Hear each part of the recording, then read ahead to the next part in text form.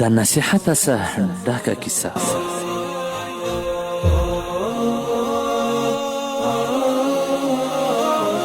عزتمنو، دا کومه کیسه چې زه ستاسې سره شریکول غواړم، تاسې ته اورېدل غواړم، په ظاهره خو دا د تفریح د ګپې د شوخي یو کیسه معلومیږي، لیکن په حقیقت کې په دې کې ډېر پن نصیحت پروت دی.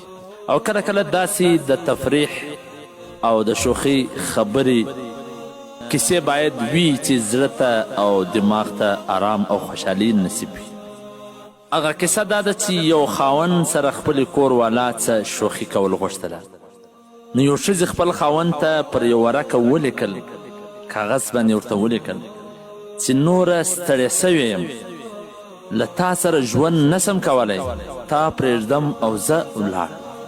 خط یې د کټ پر سر باندې کښېښود او خپله در کټ لاندې پټه سوله چې خاوند راسي هغه کم رد عمل ښکاره کوي. نو خاوند چې کله راغلی هغه ورقه یې راواخیستله، نو هغه ورق کې داسې خبرې لیکلې دي او د ویلو وروسته یې ښه په زوره زوره وخندله او پر ورقه او کاغذ څه ولیکل او بیرته یې پر هغه ځای باندې کښېښود. ټلیفون موبایل یې راوایستي، خبرې یې شروع کړې چې ګرانې ښځه مې ولاړه، ډېر خوشحاله یم، زما او ستا لپاره ډېر ښه چانس دی، ته مې ډېره یادېږې، چیرې یې چې درسم او له کوره د بندې ووتې، بار ووتې. ښځې چې دا خبرې واورېدلې چې دی خوا دې خوشحاله سو، د بل چا سره یې هادې خبرې سوې، نو سترګې د اوښکې سره ډکې سولې، په سلګو سلګو یې وژړل.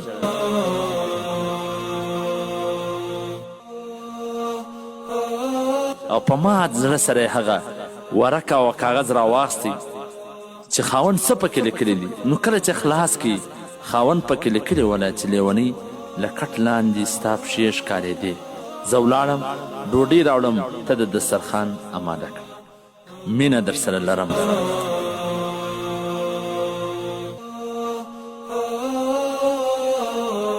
نو په ژوند کې در هر څه اعتماد او باور مهمه دی، او کله کله د خاوند او د ښځې په منځ کې داسې تفریح، ګپ شپ، شوخي وي او داسې ژر د ژره فیصله هم نه وي کول پکار. کیدی سي چې د یو د طرفه څه مذاق وي، شوخي وي او دی پر هغه ژر فیصله وکړي، خپل ښایسته ژوند د لاسه ورکړي. نو پکار دا ده چې په هره فیصله کې تلوار نه وکړل سي، کله هر وخت داسې سات او شوخي هم نه وي، ځکه زموږ په پښتو کې وایي کله کله د ساته څه فساد جوړ سي، یعنی کله کله د شوخي د ګپ څه هغه شر او فساد جوړ سي.